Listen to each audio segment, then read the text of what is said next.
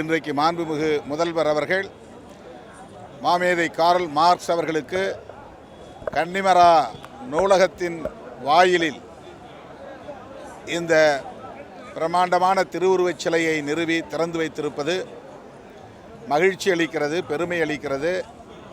அவருக்கு விடுதலை சிறுத்தைகள் கட்சியின் சார்பில் எமது நெஞ்சார்ந்த நன்றியை உரித்தாக்குகிறோம்.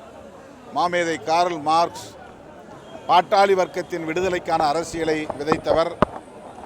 உலகம் தழுவிய அளவில் உழைக்கும் மக்கள் இன்றைக்கு தங்களின் விடுதலைக்கான ஒரு மாமனிதராக, கோட்பாட்டு தந்தையாக காரல் மார்க்ஸ் அவர்களை ஏற்றுக்கொண்டு இடதுசாரி அரசியலை முன்னெடுத்து செல்கிற சூழல் வளர்ந்திருக்கிறது.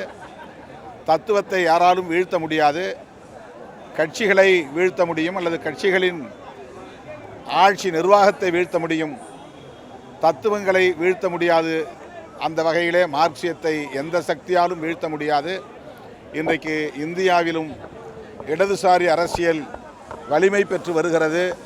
வலதுசாரிகளுக்கு எதிராக போராடுகிற ஒரு மகத்தான கோட்பாடாக மார்க்சியம் நமக்கு துணை நிற்கிறது. அந்த வகையில் மாமேதை காரல் மார்க்ஸ் அவர்களுக்கு எமது செம்மாந்த வீர வணக்கத்தை செலுத்துகிறோம். தமிழ்நாடு அரசுக்கும் மாண்புமிகு முதல்வருக்கும் எமது நெஞ்சார்ந்த நன்றியை உரித்தாக்குகிறோம்.